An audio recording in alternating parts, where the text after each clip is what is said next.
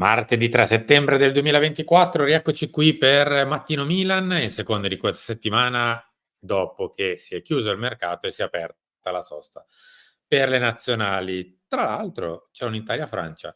Enrico Boiani, ciao. Ciao, buongiorno a tutti, ben ritrovati. Io sto anche pian piano riacquisendo un po' di voce.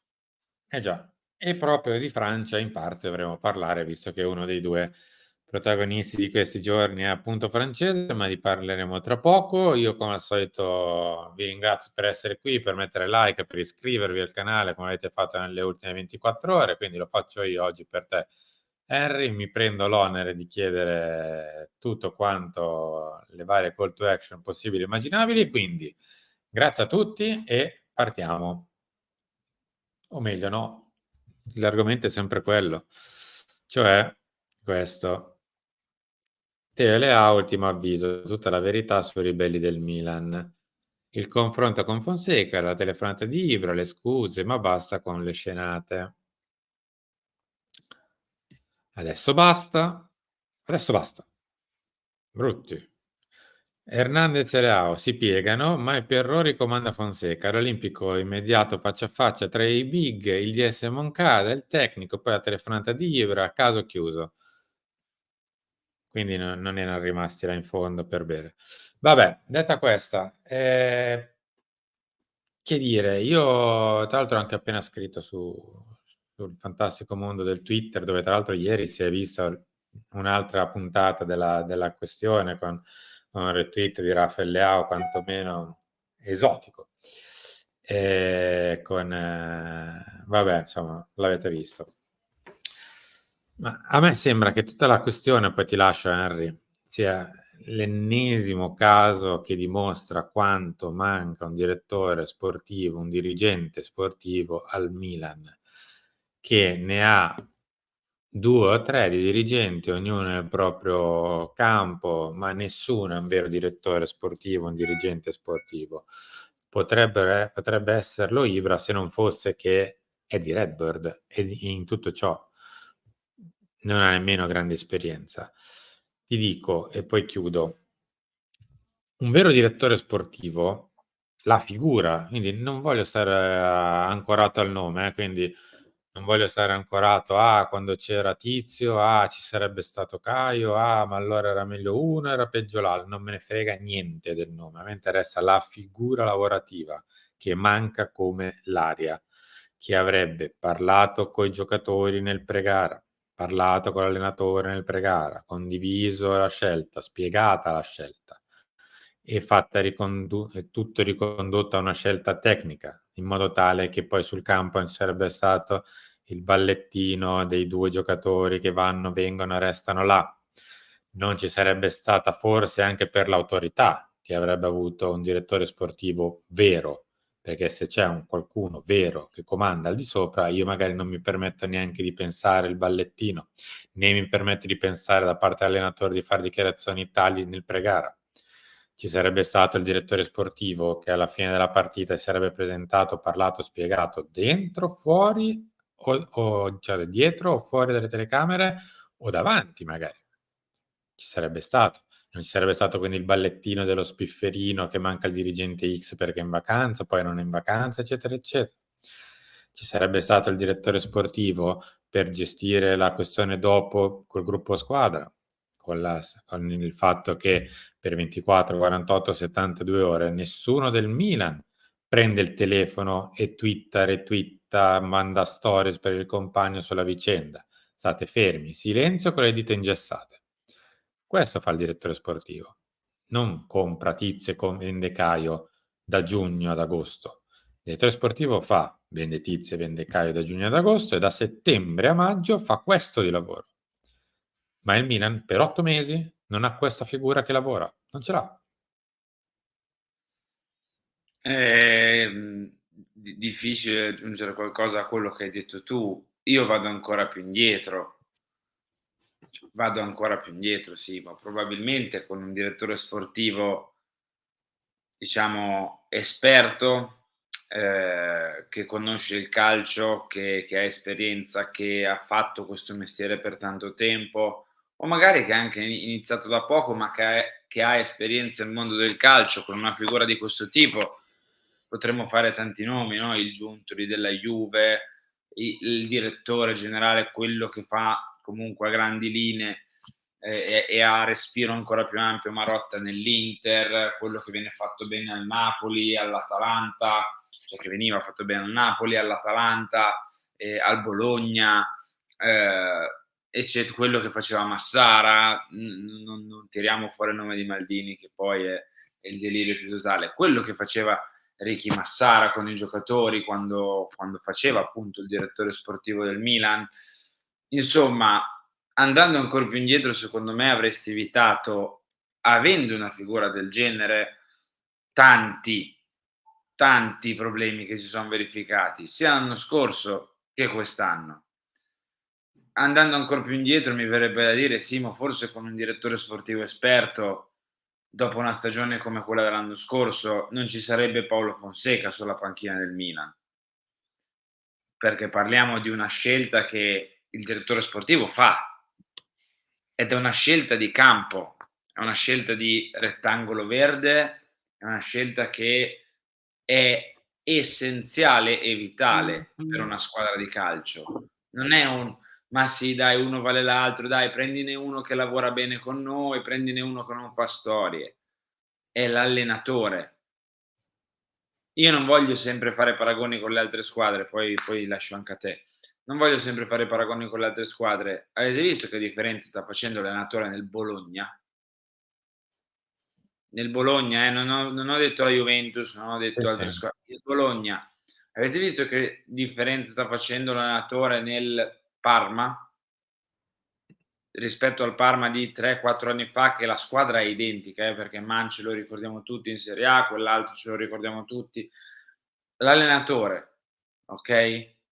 Mh-mh. E legandomi al discorso che hai fatto tu, con un direttore sportivo non sarebbe successo il pandemonio degli ultimi giorni, okay, sono d'accordo, con il direttore sportivo per me non eri in questa situazione.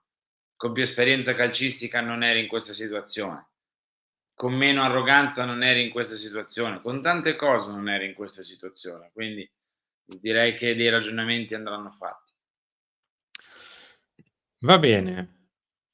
Seconda parte, ma prima di tutto piccolo sosta, anche perché vi dobbiamo raccontare quello che sta accadendo in 360 gradi, ovvero che non solo di calcio e di Milan si vive, ma fortunatamente ogni tanto anche di gioco. L'estate sta finendo e l'asta del fantacalcio si avvicina. Fantalgoritmo è il miglior strumento per aiutarvi a scegliere gli obiettivi su cui puntare. Da oggi è possibile iscriversi a una nuova lega di fantacalcio a premi pensata proprio per i tifosi del Milan. In palio ogni settimana una maglia del Milan, oltre a tantissimi prodotti Apple per la classifica finale. Cosa aspetti? Trovi il link d'accesso in descrizione e sulle storie Instagram di Radio Rossonera. Il costo di iscrizione è di soli 20 euro, ma in più otterrai tutte le statistiche e le funzioni premium di Fantalgoritmo. È proprio così, insomma, con 20 euro vi potete iscrivere alla Lega di Fantacalcio di Radio Rossonera su Fantalgoritmo, trovate tutto quanto qui nella descrizione del video oppure nel nostro profilo Instagram. Potete vincere sia premio di tappa, quindi se siete bravi dalla, che so, quarta giornata, quinta, sesta, settima, ottava, magari riuscite a imbroccare la formazione giusta alla decima giornata potrete essere tra i vincitori della maglia del Milan per il premio di tappa, oppure alla fine della stagione tra i migliori di voi che si piazzeranno per vincere i prodotti Apple di fine campionato. Henry, a proposito di ciò, di Fantacalcio, Pensavo di ritorna nella vincere, lista. ma non era la Come? trasmissione giusta. Pensavo mi dicessi Come? a proposito di vincere, ma non era la trasmissione giusta perché qui No. parlando di Milan quest'anno è un po' complicato. A proposito di Fantacalcio, potete ritrovare nel listone del Fantacalcio anche Isma Benasser, non Adrien Rabiot. Quindi se volete spendere dei crediti ci sarà Isma Benasser. Resta A Rossonera di proposito Niente di Grande. cose che il direttore sportivo dovrebbe fare, tipo non giocare La con delle migliore figurine gestione. sperando di scambiare l'ultimo giorno di colonia al mare la figurina che hai doppia perché vuoi l'altra figurina. perché sempre di persone stiamo parlando, di ragazzi stiamo parlando e di professionisti stiamo parlando, cioè non sono figurine, perché quello che è successo con Bennacer, per quanto mi riguarda, io poi non ero presente in radio l'ultimo giorno di mercato e forse è meglio così, forse è molto meglio così, perché situazione surreale per quanto mi riguarda. Guarda, io faccio sempre caso a una questione di scelte, che poi ci sono o non ci sono. Avevi scelto che era un giocatore non al centro del progetto? Giusto, ci sta. Hai 2 mesi e mezzo, 3 di mercato, 3 in realtà, per provare a cedere un giocatore. All'ultima settimana il tuo giocatore, diciamo così, che è il numero 3, forse, anche il numero 2 o quello che è, insomma, del tuo centrocampo, ognuno ha la sua valutazione di Isma Bennacer. Quantomeno è il centrocampista numero 3 del tuo centrocampo, hai rischiato di perderlo per 2 spicci. E va bene, e capisco. L'ho rischiato di perdere lui, in generale, visto che adesso è rimasto con 10 giorni di allenamento in meno e da ricostruire tutto quanto il rapporto giocatore, il rapporto lui con l'allenatore, lui stesso che si deve riaccendere. Come al solito, sbagliano tutti, ci perdiamo tutti in questa situazione. E come al solito ci ritroviamo qui a provare a mettere una pezza a quello che è stato fatto. Vediamo se Isma si mette in moto, anche perché se viene un raffreddore a Fofana e Reinders, o gioca lui, o gioca Musa, o gioca Loftus-Cheek arretrato. Scegliete voi chi è il migliore dei 3 per giocare uno al posto di questi 2. O quantomeno per non fargli fare 50 partite stagionali, non per altro.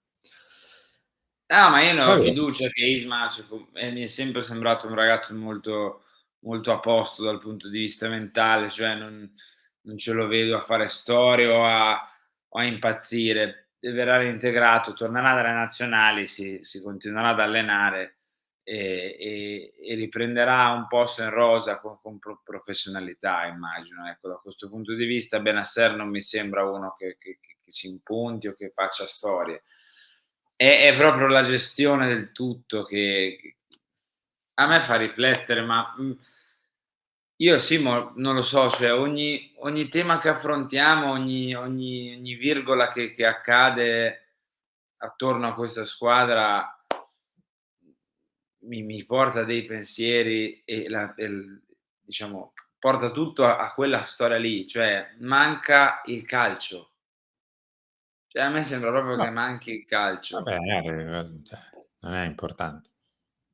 No, certo, È la figuriamoci. Saremo è una la prima squadra delle cose che meno pratica importanti. questo sport. Però manca proprio il calcio, manca il calcio. Al Milan degli ultimi 2 anni e mezzo manca il calcio. Manca il calcio, ragazzi. Cioè, poi lo ribadirò magari nel mio editoriale che registro più tardi per domattina, tanto lo sapete che lo registro prima. Manca il calcio, cioè manca il calcio, è proprio in ogni cosa che sta accadendo, la scelta dell'allenatore, la scelta della dirigenza, la scelta e il calciomercato, come operi nel calciomercato, come non operi nel calciomercato, la gestione di certe situazioni dal punto di vista comunicativo, la gestione della comunicazione in generale della squadra, dei giocatori, il rapporto coi giocatori, quello che tutto, in tutto, per quanto mi riguarda, manca il calcio. Non mancheranno invece gli appuntamenti su Radio Rossonera, ci ritroviamo tra poco per Lunch, Talk e in serata una delle nostre clip per il meglio di Henry, grazie e a presto. Ciao. Ciao.